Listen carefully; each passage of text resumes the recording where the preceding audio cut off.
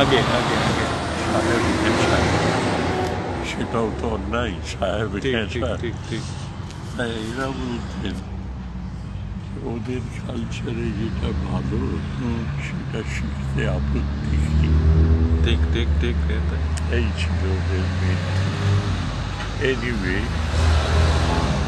আর কি ঝড় বয়ে গেল 47 সালে 17ই নভেম্বর ঘর ছাড়লাম। আচ্ছা ওই ওই আচ্ছা ঘর ছেড়ে দিলেন স্ট্রেট অ্যাকচুয়ালি বুঝতে পেরেছি 47 সাল থেকে 2019 72 বছর। আচ্ছা আর একেবারে নবাগত ব্রহ্মচারী থেকে আজকে বোধহয় আমি সংঘের বয়স অনুসারে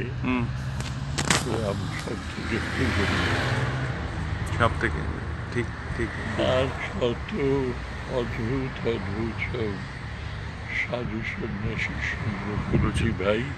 সর্বপ্রিয়ানন্দ বলে আরেকজন ইয়াং ভদ্রলোক সর্বপ্রিয়ানন্দ বলে নিউ ইয়র্ক বোধহয় এখন আছেন। নিউ ইয়র্ক আছে ও ভুবনেশ্বরের ছেলে। ভুবনেশ্বর ওর বাবা ওর ঠাকুর দাদা was a last batch of Indian ICS তাই নাকি? আর ওর বাবা হলেন IAS তাই নাকি? ওরা সব ভুবনেশ্বর সেক্রেটারিয়েটে কাজ করতেন। আচ্ছা উনি কি এই ছিল দেওঘরে কোথাও একটা পড়াশোনা করেছেন কোন কালে সর্বপ্রিয়ানন্দ? হ্যাঁ দেওঘরে হ্যাঁ আমাদের স্কুলের ছাত্র। ও তাই নাকি? আচ্ছা আচ্ছা ও বিদ্যাপীঠ হ্যাঁ হ্যাঁ আগে আগে ভারী মিষ্টি ছেলে। হ্যাঁ বাট ওর বক্তৃতাও কিন্তু আমার ঠিক ইকুয়ালি ইমপ্রেস করে, মানে ওর মধ্যে একটা অদ্ভুত ধরনের ফ্লো আছে দেখেছি যে আমি ঠিক আপনার সঙ্গে যেরকম সাক্ষাৎ করে আমার পরিপূর্ণ হলো আজকে আমার ভিজিটটা। আমি ওই ভদ্রলোকের একবার এই চরণ ছুঁয়ে আসতে চাই, যদি কোনোদিন সুযোগ পাই I will be too happy to do it. তো আমার বিরজানন্দ স্মৃতি কথা আগে এছাড়া আর কি কি শুনেছ ভাই?